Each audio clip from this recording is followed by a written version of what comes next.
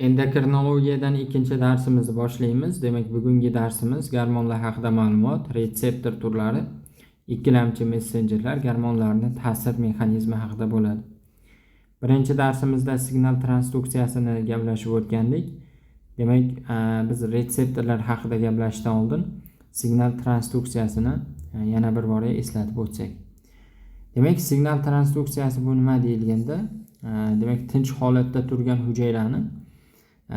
hujayraga kelayotgan tashqi signal, ya'ni ekstrasellyular signalni hujayra ichi, ya'ni intrasellyular signalga aylantirilish jarayoni. Demak, signal beruvchi molekula bu hujayra tashqarisidan keladi va hujayraga signal beradi. Bu signal beruvchi molekulani biz ligand deb aytamiz. Ligand. Ana endi mana shu ligand kelib hujayraga signal berish davomida hujayra signalini qabul qilib olish uchun qo'shimcha bir nechta tuzilmalar kerak bo'ladi. Eng dastlabkisi ligandni bog'lab oladigan retseptor.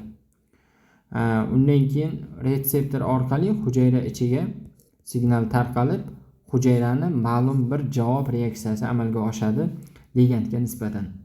Masalan, bu ligandni biz insulin deb oladigan bo'lsak, insulin ligandiga nisbatan hujayrani beradigan javob reaksiyasi masalan markazda glyutor oqsillari bo'ladi.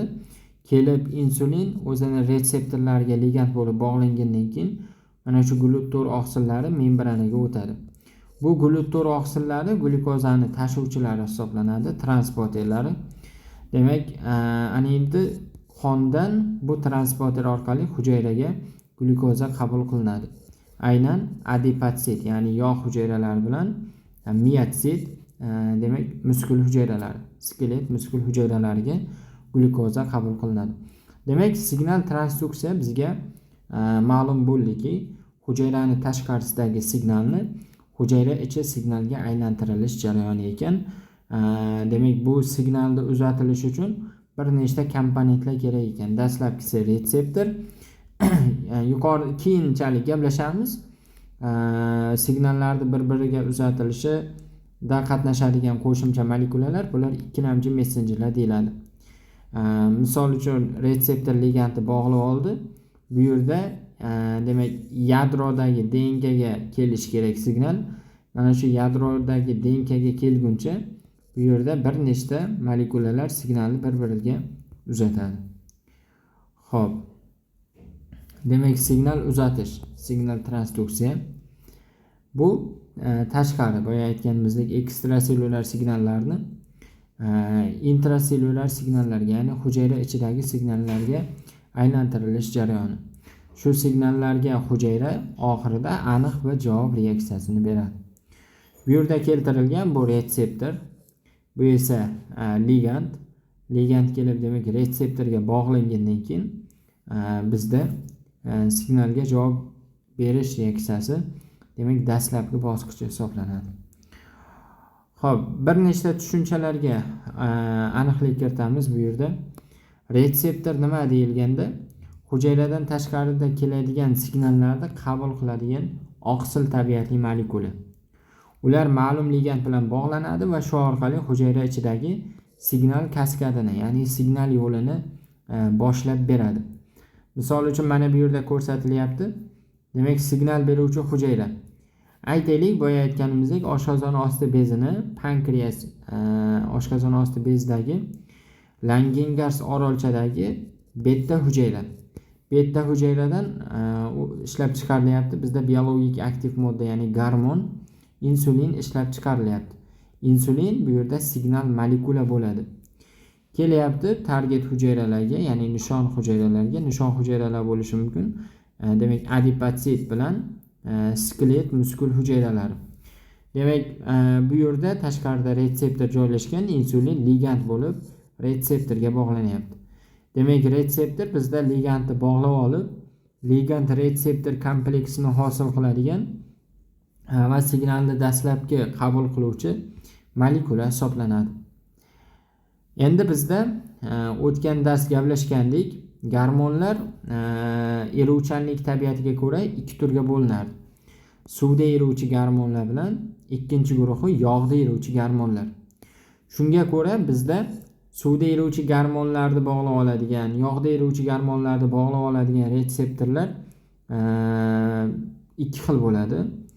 Ya'ni suvda eruvchi gormonlarni bog'lab olsa retseptorlar, bular ekstrasellyular retseptorlar deyiladi. Agar yog'da eriydigan gormonlarni bog'lab oluvchi retseptorlarni intrasellyular retseptorlar deb aytamiz. Hujayra yuzasidagi retseptorlar, ya'ni ekstrasellyular membrana retseptorlari hujayra membranasida joylashgan. Misol uchun J oqsilga bog'langan retseptorlar. Buni bu yerda tushuntirib o'tamiz. Demak, eruvchanlik tabiatiga ko'ra gormonlar ikki turga bo'linib o'tyapti. Birinchi guruhi suvda eriydigan gormonlar, ikkinchi guruhi yog'da eriydigan gormonlar. Suvda eriydigan gormonlarga kirishi mumkin adrenalin, noadrenalin, insulin, glukagon va boshqa guruh gormonlar kiradi. Yog'da eriydigan gormonlarga steroid tabiatli gormonlar, aldosteron, kortizol, testosteron, estrogen, progesteron, T3, T4, undan tashqari vitamin D3, kalsitriol. Mana shu gormonlar bizda yog'da eriydi. Suvda eriydigan gormonlar misol uchun gipotalamusdan ishlab chiqariladigan, undan tashqari gipofizdan ishlab chiqariladigan, buyrak usti bezining mag'iz qavatdan ishlab chiqariladigan va oshqozon osti bezidan ishlab chiqariladigan gormonlar bo'ladi. Bularni retseptorlarni joylashgan joyi nega farqlanyapti deyilganda, bilamizki, hujayra membranasi ikki qavatli fosfolipid qavatdan iborat. Mana buni hujayra membranasi deb olamiz. Bu esa hujayraning ichi. Mana bu yerda yadro bor. Ana endi qon orqali gormon kelyapti. Bu yerda qonni chizamiz. Qon orqali gormon kelyapti. Aytaylik, bu gormon yog'da eriydigan gormon, steroid tabiatli gormon. Kelgandan keyin yog'da eriydigan gormonlar bemalol hujayra membranasi yog' tabiatli bo'lganligi uchun ular hujayra ichiga kiradi.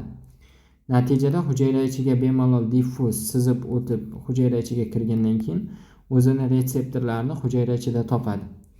Masalan, bu gormonni biz T3 yoki T4 desak, demak bular yog'da eriganligi uchun hujayra membranasidan o'tyapti va o'zini retseptorlarini biz hujayra ichida topganini ko'ryapmiz. Aksincha, suvda eriydigan gormonlar bo'lsa, aytaylik glukagon gormoni yoki adrenalin gormonlari, bular suvda eriganligi uchun membrana tabiatli bo'lgan hujayra membranasidan o'ta olmaydi, qarama-qarshi tabiat. Shuning uchun ham bularning retseptorlari hujayra yuzasida joylashgan. Masalan, adrenalinda retseptorlari adrenergik alfa 1, alfa 2, beta 1, beta 2 kabi retseptorlar bizda hujayra yuzasida joylashgan. Glukagon retseptorlari ham shunday. Insulinniki ham shunaqa. Xo'p. Demak, bizda retseptorlar hujayra yuzasidagi retseptorlar, ya'ni ekstrasellyular retseptorlar, membrana retseptorlari va intrasellyular retseptorlarga bo'linar ekan. Demak, buni nima uchun bo'linishini yuqorida gaplashib o'tdik. Demak, tushunarli bo'ldi. Xo'p. Ligand deyilganda bu o'zida signalni saqlab turuvchi birinchi xabarchi, ya'ni birlamchi messenjer deyiladi. Bu retseptorga bog'lanadigan biologik aktiv molekula. Bu ligand deyiladi. Demak, bu bo'lishi mumkin oqsil, steroidlar, gormonlar, neyromediatorlar, shuningdek azot 2 oksidi kabi kichik neorganik molekulalar bo'lishi mumkin. Kelib retseptorlarga bog'langandan keyin hujayra ma'lum bir aniq javob reaksiyasini beradi. Ikkilamchi messenjerlar. Demak, second messenger bizda nima vazifani bajaradi deyilganda, yuqorida aytdikki, misol uchun suvda eriydigan gormonlar qon orqali hujayraga kelgandan keyin bular hujayra ichiga diffuz holatda kira olmaydi. Chunki hujayra membranasi demak yog' tabiatli. Gormon bilan hujayra membranasi bir-biriga teskari tabiat bo'lganligi uchun bular hujayra ichiga kira olmadi. Shuning uchun hujayra tashqarisidagi ekstrasellyular retseptorga bog'landi suvda eriydigan gormonlar.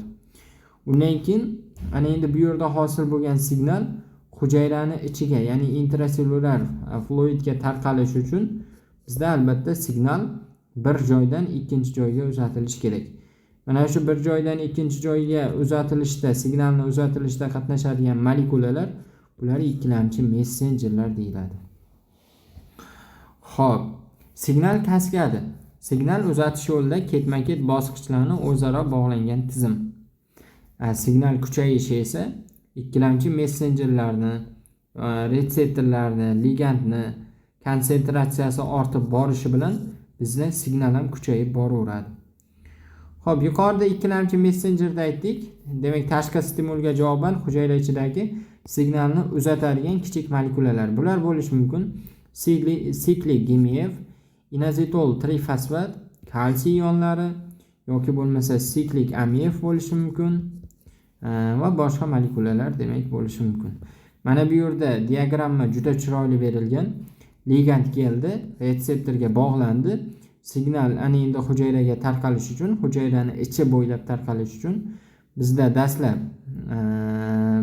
birlamchi fermentlar, ikkilamchi messenjerlar, undan keyin ikkilamchi messenjerlar ham ma'lum bir fermentlarni aktivlab, oxirida bizda produkt, ya'ni javob reaksiyasi amalga oshadi. Xo'p, hurmatli kuzatuvchilar, davom etamiz. Gormonlar eruvchanlik tabiatiga ko'ra ikki guruhga bo'lindi: yog'da eriydigan gormonlar bilan suvda eriydigan gormonlar. Suvda eriydigan gormonlarning retseptorlari hujayraning membranasida joylashgan ekstrasellyular retseptorlar deyiladi. Yog'da eriydigan gormonlarning retseptorlari hujayra ichida joylashgan intrasellyular retseptorlar deyiladi. Yog'da eriydigan gormonlar hujayra membranasidan o'tib keta oladi va o'zini retseptorini hujayra ichida topayapti. Ana endi yog'da eriydigan gormonlarga kirdi steroidlar, kalsitriol, tiroksin, retinoik kislota. Demak, bu vitamin A ni hosilasi. Vitamin A ham yog'da eriganligi uchun buni hosilasi ham demak ligand bo'lyapti. Suvda eriydigan gormonlar insulin, glukagon, katxolaminlar. Misol uchun bular bo'lishi mumkin adrenalin yoki noadrenalin. Xo'p. Ana endi qisqa mexanizm orqali bizda yog'da eriydigan gormonlar qanday qilib hujayraga ta'sir o'tkazishini ko'ramiz. Bular uchun intrasellyular retseptorlar kerak. Demak, yog'da eriydigan gormonlar progesteron, estrogen, testosteron, kortizol, aldosteron, T3, T4 va vitamin D3. Xo'p, mana bu yerda javob reaksiyasini demak ko'ramiz. Qon orqali gormon kelgandan keyin ular hujayra membranasidan demak hujayra ichiga o'tyapti va hujayra ichida ular retseptorlarga bog'lanyapti. Shu tariqa bizda gormon retseptor kompleksi hosil bo'lyapti. Retseptor o'zini ligandi bo'lgan yog'da eruvchi gormonni bog'lab olyapti. Undan keyin bizda demak DNK ga, ya'ni yadroga boradi.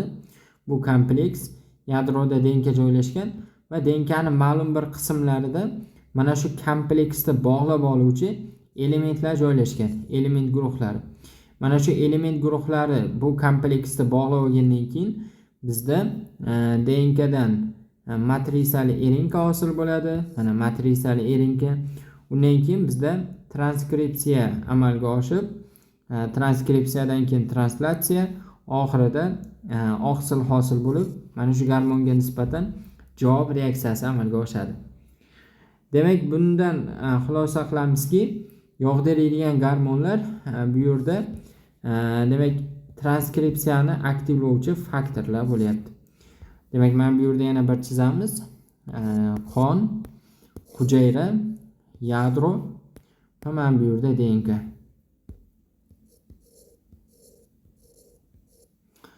Qon orqali yog'da eriydigan gormonlar keldi va bular bemalol hujayra membranasidan diffuz holatda sizib o'ta oldi.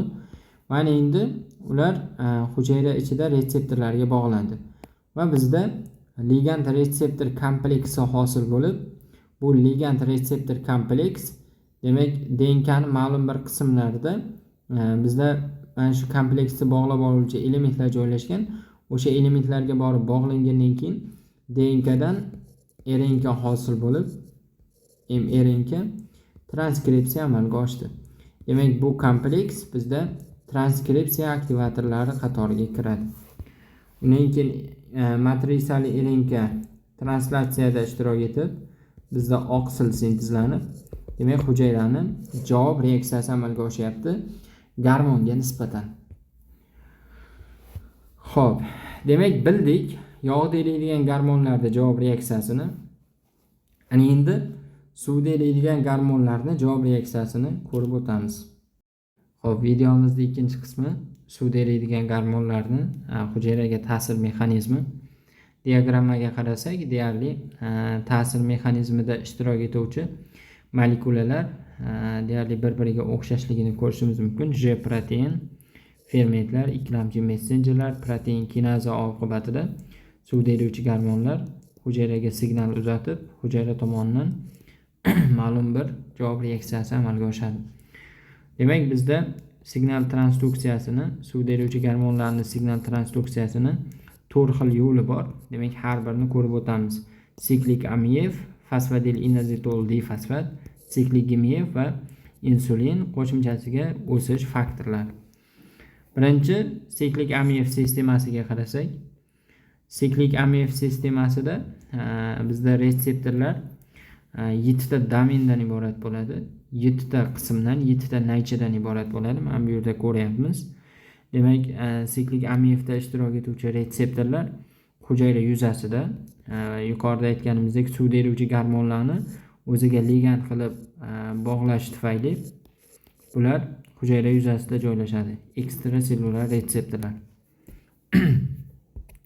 Bu retseptorlar bo'lishi mumkin. Misol uchun, adrenalinni ligand qilib bog'lab oladigan adrenergik retseptorlar, alfa 2 adrenergik retseptorlar yoki beta adrenergik retseptorlar, glukagon retseptorlari bo'lishi mumkin. Bu demak siklik amiev sistemasida ishlaydi. Xo'p, ishlash prinsipi qanday kechadi deganda, demak, mexanizmni boshlaymiz. Diqqat qiling va qayta ko'ring.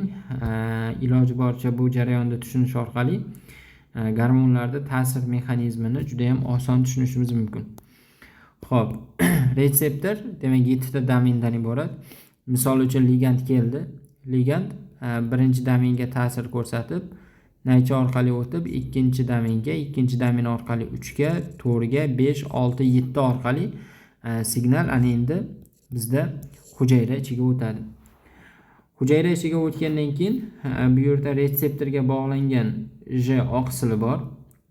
Bu J oqsili bizda demak 3 ta subbirlikdan iborat bo'ladi. U subbirliklar alfa, beta va gamma subbirliklari. Ana endi alfa, beta, gamma subbirliklari bor. Bu J oqsillar bo'lishi mumkin. Bizda siklik amiev sistemasida GS yoki GI tipda bo'lishi mumkin. Nima uchun JS, nima uchun GI deganda, undan keyin keluvchi adenilat siklazani aktivlashi yoki ingiberlashiga ko'ra bu J oqsil nima bo'ladi? 2 xil bo'ladi. JS, GI. Bu nima degani? Soddaroq qilib tushuntiriladigan bo'lsa, mana bu siklik amiev sistemasida ishlaydigan retseptor, shu retseptorga kelib bog'lanadigan ligand hujayra ichi jarayonlarida bloklaydigan bo'lsa, demak bunday holatda mana bu J oqsili bizda GI tipda bo'ladi. Natijada signal ligand kelib bog'landi, signal J oqsiliga o'tdi. J oqsili GI tipda bo'lsa, adenilar siklazani bloklaydi. Shundan keyin keyingi jarayonlar demak aktivlashmasdan to'xtaydi. Agarda bu J oqsili JS tipda bo'ladigan bo'lsa, demak adenilar siklazani aktivlanishi amalga oshib, ATF dan siklik amiev, undan keyin protein kinaza A, shu tariqa bizda proses davom etib ketadi. Xo'p, demak bu retseptorga ligand kelib bog'landi. Ligand kelib bog'langandan keyin bu yerdagi oqsil, masalan GI desak, ingiberlovchi, adenilat siklaza bloklandi. Agar JS tipda bo'lsa, JS tipda demak bu yerda bu oqsil 2 ga bo'linadi. Alfa, beta, gamma subbirliklarga ajraladi. Ana endi bizda mana bu GTFga bog'langan alfa qismi adenilat siklazani kelib aktivlaydi. Ana endi adenilat siklaza aktivlangandan keyin bizda adenozin trifosfatdan siklik amif hosil qilib beruvchi ferment. Ana endi adenilat siklaza ATFni parchalab siklik amif hosil qilyapti. Siklik amif jarayonni yanada barqarorlashtirib davom ettiryapti. Demak, siklik amif ikkilamchi messenjer. Siklik amif kelib protein kinaza A ni stimullayapti. Protein kinaza A. Buni eslab qo'yaylik, chunki buni B turi, C turi turli xil retseptor turlarida ishlaydi. Demak, protein kinaza A faollashgandan keyin kinaza bilamizki, fosfat guruhini qo'shib beruvchi ferment. Demak, kinaza fermentlari bilamizki, fosfat guruhini qo'shib beradigan fermentlar bo'ladi. Fosfataza esa fosfat guruhini olib tashlaydi. Misol uchun, A molekulada fosfat guruh bor. Deylik buni glyukoza 6 fosfat molekulasi.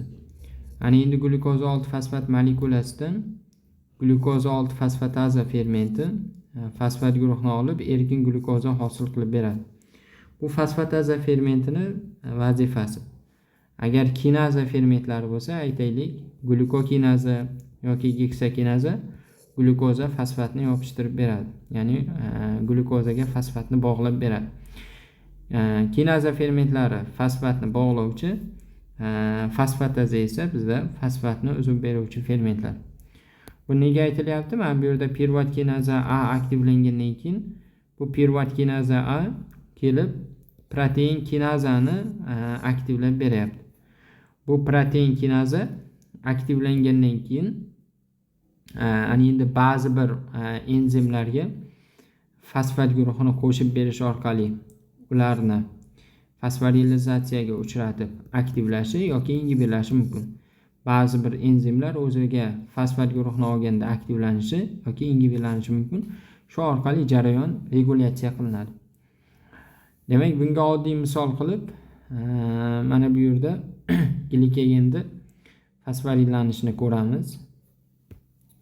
Demak, jarayonni noldan boshlaymiz. Oshqozon osti bezi bizda Langengas orolchalari bor. O'sha Langengas orolchalarida asosan 3 tipdagi hujayralar joylashgan. Alfa, beta, delta hujayralar. Xo'p, alfa, beta, delta hujayralar. Alfa hujayralardan glukagon, beta hujayralardan insulin, delta hujayralardan ishlab chiqariladi somatostatin. Glukagon qonga ishlab chiqarildi. Glukagon qonga ishlab chiqarilgandan keyin ana endi glukagon keldi, demak muskul hujayrasiga. Mana muskul hujayrasi.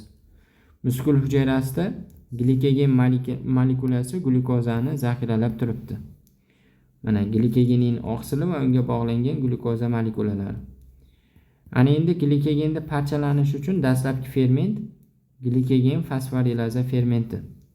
Bu glikogen fosforilazani aktivlanishi uchun bu glikogen fosforilazaga fosfat qo'shilishi kerak. Natijada ferment shu fosfatdan foydalanib glyukozani fosfatlaydi-yu, glyukoza bir fosfat ko'rinishda glikogendan glyukoza molekulasini alohidalashtiradi. Xo'p, undan keyin bundan energiya sifatida foydalanadi muskul hujayralar. Demak, glyukagon keldi qon orqali hujayra tashqarisidagi glyukagon retseptorlariga bog'landi. Undan keyin bu yerda bizda J oqsillar bor edi. Alfa, beta va gamma strukturalardan iborat. Alfa demak GTFga bog'langan holatda bu J oqsili stimul, ya'ni JS tipdagi oqsil deb aytamiz. Endi bu kelib adenilat siklazani faollayapti. Adenilat siklaza ATFdan siklik amif hosil qilib berdi. Siklik amif kelib bizda protein kinaza A ni faollashtiryapti. Protein kinaza A bizda glikogen fosforilazani demak stimullayapti. Qanday stimullaydi? Fosfat guruhini berish orqali. Kinaza fosfatlovchi. Glikogen fosforilaza nima uchun bu yerda kelyapti? Glikogen fosforilaza mana bu yerdagi protein kinazani joyiga xohlagan bir oqsilsimon kinaza, ya'ni fosforilob beruvchi nima bo'lishi mumkin? Ferment bo'lishi mumkin. Misol uchun piruvat kinaza bo'lishi mumkin, glukokinaza yoki geksakinaza. Mana shu tariqa kinazalovchi fermentning bir turi bu bizda demak yuqorida gaplashayotgan glikogen fosforilaza.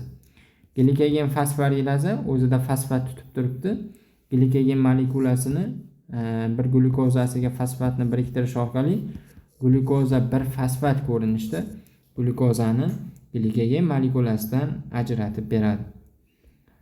Qisqacha xulosa qilamiz. Mana bu yerda J protein inaktiv holatdan aktiv holatga o'tgandan keyin ikki subbirlikka parchalanyapti. Beta gamma kompleksi va alfa demak subbirliklarga parchalanyapti. Alfa subbirliklar agar I tipda bo'lsa, demak bu J tipdagi oqsil bo'lganda bu albatta adenilat siklazani ingi beriladi. JS da bo'lsa adenilat siklazani aktivlaydi.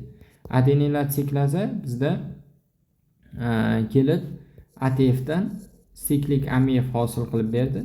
Siklik AMF jarayonida protein kinazani aktivlashtirdi. Protein kinaza A esa borib boshqa bir fosforilob beruvchi fermentlarni aktivlayapti.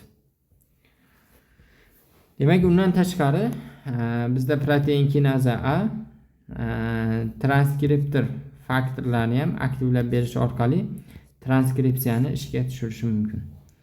Xo'p, demak bu siklik AMF sistemasi. Bizda ikkinchi sistema fosfodil inazitol difosfat. Fosfodil inazitol difosfat ham siklik AMF sistemasiga o'xshash ishlaydi. Ya'ni bu yerda ham retseptorda 7 ta domen bor, 7 ta bo'lak bor, 7 ta naychadan iborat. Bu retseptorlar bo'lishi mumkin. Misol uchun vazopressin bir retseptorlari. Undan tashqari alfa adrenergik retseptorlar bo'lishi mumkin. Ligand kelib bog'landi, u ligand bo'lishi mumkin vazopressin yoki bo'lmasa adrenalin bo'lishi mumkin. Undan keyin ichkarida J oqsili bor. Bu J oqsili ana endi JS, JI tipda emas, balki JQ tipdagi oqsil. Bu oqsil yana ikkiga bo'linadi. Gamma va beta kompleksi, shuningdek alfa subbirlikka. Alfa subbirlik kelib fosfolipaza C ni aktivlayapti. Fosfolipaza C hujayra membranasidagi fosfolipiddan hosil qilib beradi. Demak, fosfodil inazitol difosfat. Fosfodil inazitol difosfatni ana endi parchalanishidan bizda hosil bo'ladi diatil glitserol bilan inazitol trifosfat. Inazitol trifosfatni ham diatil glitserolni ham bizda demak vazifalari bor. Misol uchun inazitol trifosfat vazifasi endoplazmatik retikulum, ya'ni hujayra ichida endoplazmatik retikulum joylashgan sitoplazmada bu kalsiy deposini ta'minlab turadi, ya'ni kalsiyni zaxirasini. Endi inazitol trifosfat kelib bizda kalsiy kanallarini stimullab ochib yuborgandan keyin kalsiy hujayra ichidagi endoplazmatik retikulumdan hujayrani sitoplazmasiga chiqyapti va sitoplazmada kalsiyning konsentratsiyasi demak ko'tarilyapti. Kalsiy bilan diatil glitserol bizda protein kinaza C ni aktivlashi mumkin. Protein kinaza C gen ekspressiyasini faollash qo'shimchasiga protein kinaza fermentlarini aktivlash mumkin. Protein kinaza bu guruhga kiruvchi bir nechta fermentlar bor. Misol uchun glikogen fosforilaza yoki bo'lmasa glukokinaza, geksakinaza, piruvat kinaza. Mana shu tariqa kinazolovchi, fosforilovchi ferment guruhlari bu protein kinaza hisoblanadi. Jarayon mana shu tariqa davom etadi. Demak, bizda retseptorga ligand kelib bog'lanyapti. Undan keyin retseptor signali J oqsiliga o'tyapti. J oqsili ikki subbirlikka ajralib, demak alfa subbirlik adenilat siklazani aktivlashi yoki ingiberlashi mumkin. Bu siklik AMF yo'lida. Fosfodil inazitol difosfatda esa fosfolipaza C'ni aktivlash orqali bizda fosfolipiddan fosfodil inozitol difosfatni hosil qilishi, undan keyin undan deasilglitserol bilan inozitol trifosfatni hosil qilishda ishtirok etyapti. Shu fosfodil inozitol difosfat yo'lini o'rgandik. Shuni bir misol asosida o'rganamiz. Demak, muskulni kontrakturasi, ya'ni qisqarish jarayonini o'rganamiz. Xo'p, boya aytganimizdek, tashqaridan adrenalin yoki bo'lmasa vazopressin kelib retseptorga ligand bo'lib bog'lanadi. Bilamizki, adrenalin qon tomirlarida silliq muskullarni qisqartirib, qon tomirlarini qisqartiradi, vazospazmga sabab bo'ladi. Mana shu jarayon qanday kelib chiqishini demak ko'rib o'tamiz. Qon tomirlarda alfa 1 adrenergik retseptorlar bor. Ana endi adrenalin kelib qon tomirlarini mana shu devordagi alfa 1 adrenergik retseptorlarga ta'sir ko'rsatgandan keyin demak, boya aytganimizdek, ichkarida qanaqa jarayonlar sodir bo'ladi? JQ dedik. Mana shu JQ tipdagi oqsil ikkiga bo'linadi. Alfa subbirlik, beta va gamma subbirliklarga bo'linadi. Alfa subbirlik kelib fosfolipaza C'ni aktivlayapti. Fosfolipaza C esa hujayra membranasidagi fosfolipiddan fosfodil inozitol difosfatni hosil qilyapti. Fosfodil inozitol difosfatdan inozitol trifosfat va deasilglitserol hosil bo'lyapti. Inozitol trifosfatni ko'rdik. Kelib bizda sarkoplazmatik retikulumdan demak kalsiyni kanalini nima qildi? Ochib yubordi. Natijada kalsiy depodan retikulumdan qayerga? Sitoplazmaga o'tdi. Va sitoplazmada kalsiyni konsentratsiyasi ko'tarildi. Bundan tashqari sitoplazmada kalsiyni konsentratsiyasini oshirib beradigan boshqa yo'llar ham bor. Masalan, demak, kalsiy kanalini voltaj darvozalari ham ochilishi. Bu bizda membrana depolarizatsiyasi bilan amalga oshiriladi. Membrana depolarizatsiya bo'lgandan keyin bizda kalsiy kanallari ham ochiladi. Xullas, sitoplazmada kalsiy konsentratsiyasi oshishi bilan bizda kontraktura boshlanadi. Ana endi bizda kalsiy kelib kalmodulin oqsili bilan bog'lanadi va kalsiy kalmodulin kompleksini hosil qiladi. Kalsiy kalmodulin kompleksi bizda miozin light chain kinase, ya'ni bu yerda demak miozinga fosfat bog'lab beruvchi kinaza fermentini aktivlaydi. Bu kinaza fermenti qaysi? Albatta mana bu yerda protein kinaza C ni bir turi. Xo'p, protein kinaza C kelib protein kinazani aktivlayapti. Ya'ni mana bu yerdagi protein kinazani bir turi bo'lgan miozin kinazani aktivlayapti. Miozin bizda miozin oqsiliga fosfatni bog'lab, aktin bilan miozinda bog'lanishini demak ko'paytiryapti, stimullayapti. Miozin bilan aktin bog'langandan keyin ana endi qisqarish amalga oshadi, kontraktura, kalsiy yuqori, aktin miozin bog'lanishi yuqori va kontrakturaga sabab bo'lyapti. Ana endi bizda kalsiy kam, NO ko'p, bu bizda aktin miozinda bog'lanishini buzilishiga va bizda relaksatsiya, ya'ni bo'shashishiga sabab bo'ladi. Xo'p, ana endi o'sha relaksatsiyaga oid bitta misol azot 2 yordamida, azot 2 oksidi yordamida. Demak, azot 2 oksidi bizda arginindan hosil bo'lishi mumkin, uchuvchi gaz, nitrik oksid sintaza fermenti yordamida yoki turli xil antigipertenziv dorilar, yurak ishemik kasalliklarda qo'llaniladigan dorilar tarkibida ham bo'lishi mumkin. Masalan, antigipertenziv dori bo'lgan nitropuristit tarkibida yoki bo'lmasa izosorbit dinitrat tarkibida, nitroglitserin tarkibida bo'lishi mumkin. Demak, ishemik yurak yetishmovchiligida qo'llaniladigan dorilar. Nitropuristit antigipertenziv dori. Ana endi bular tarkibida ham NO bor. NO kelgandan keyin bizda suvda eriydigan guanilat siklazani aktivlaydi. Guanilat siklaza GTF dan, guanazin trifosfatdan siklik GMF hosil qilib beradi. Ana endi bu siklik GMF demak bizda protein kinaza J ni aktivlayapti. Protein kinaza J kelib bir nechta ikkilamchi messenjerlar asosida oxirida kalsiy kanalini demak bloklaydi. Natijada bizda kalsiy sitoplazmada konsentratsiyasi kamayib, demak relaksatsiya, ya'ni bo'shashish amalga oshadi. Shu orqali bizda qon tomirlar kengayib, vazodilatatsiya demak amalga oshadi. Xo'p. Mana bu yerda ko'rsatilgan demak eno arginindan sintezlanishi mumkin. Eno sinteza fermenti yordamida yoki dorilar tarkibida ham bor. Endi eno diffuz holatda silliq muskulga kirgandan keyin qon tomirlar o'rta qavat silliq muskulga kirgandan keyin eno demak guanilat siklazani aktivlayapti. Guanilat siklaza GTFdan sikligemiya hosil qilib beryapti. U borib fosfatazani aktivlayapti. Fosfataza boya aytdik, fosfatni ajratib beruvchi ferment. Bu yerda miyazinni fosfatlanishini ingiberlab, undagi fosfatni uzib, aktiv miyazin bog'lanishini oldini oladi. Natijada relaksatsiya, ya'ni bo'shashish amalga oshib, bizda qon tomirlar kengayadi. Endi oxirgi gaplashadigan retseptorimiz bizda tirozin kinaza tipdagi retseptor bo'ladi. Demak, tirozin kinaza tipdagi retseptor boshqa retseptorlardan farqli ravishda o'zini kinaza fermentini retseptorga bevosita bog'lab turgan bo'ladi.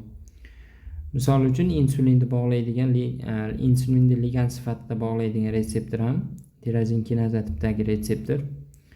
Insulin kelib bu retseptorga bog'langandan keyin bu eslatib o'tamiz. Bunda ikkita domen bor. Boya biz siklik amif yoki bo'lmasa biz fosfodil inazidol difosfat tipda ishlaydigan retseptorlarga qaraganda unda demak 7 ta domen bor edi. Bunda 2 ta domen bor. Xo'p, demak insulin kelib ligand bo'lib bog'landi va bizda tirozin kinazaga signal kelib u aktivlandi. Aktivlanish orqali ular avtofosforillanish jarayoniga kirishadi, ya'ni retseptor o'zini o'zi fosforillab aktivlaydi. Undan keyin bu tirozin kinazaga kelib bizda IRS1, ya'ni insulin reseptor substrati kelib bog'lanadi tirozin kinazaga va kompleksni hosil qiladi. Undan keyin bog'lanadigan bizda komplement demak CH2 protein. CH2 protein ham 3 bo'lak orqali bizda IRS1 va tirozin kinaza kompleksiga kelib bog'lanyapti IRS1 tomonidan. Natijada bu 3 tip demak 3 ta jarayonda stimulashda qatnashadi. Misol uchun P21 ras G protein genini aktivlash orqali bizda gen ekspressiyasini stimullab beryapti.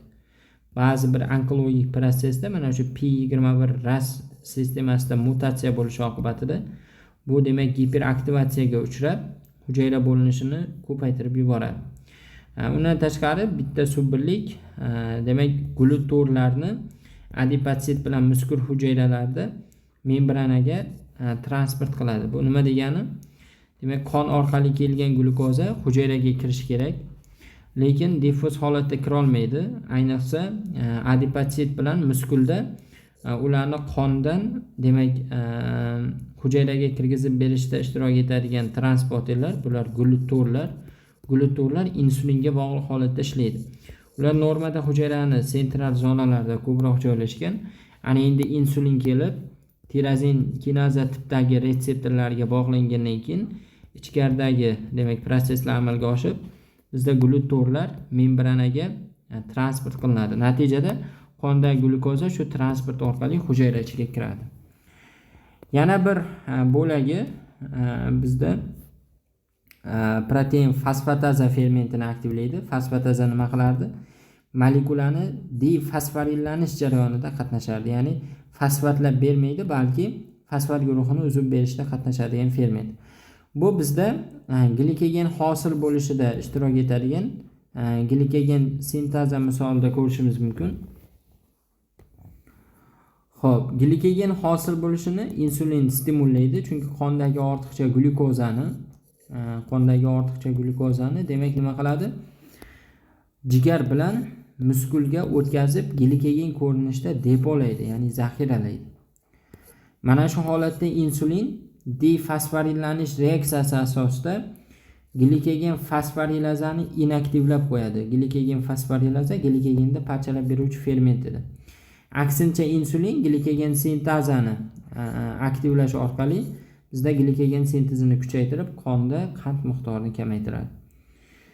Demak, mana bu yerda keltirilgan insulin protein fosfatazani aktivlash orqali glikogen sintezini aktivlayapti. Glikogen fosforilazani demak inaktivlab qo'yib, bizda glikogen parchalanishini oldini olyapti, aksincha hosil bo'lishini stimullab beryapti. Bugun gaplashadigan mavzularimiz shulardan iborat edi. Demak, suvda va yog'da eruvchi gormonlarni hujayraga ta'sir mexanizmini qisqacha gaplashib o'tdik. Salomat bo'ling.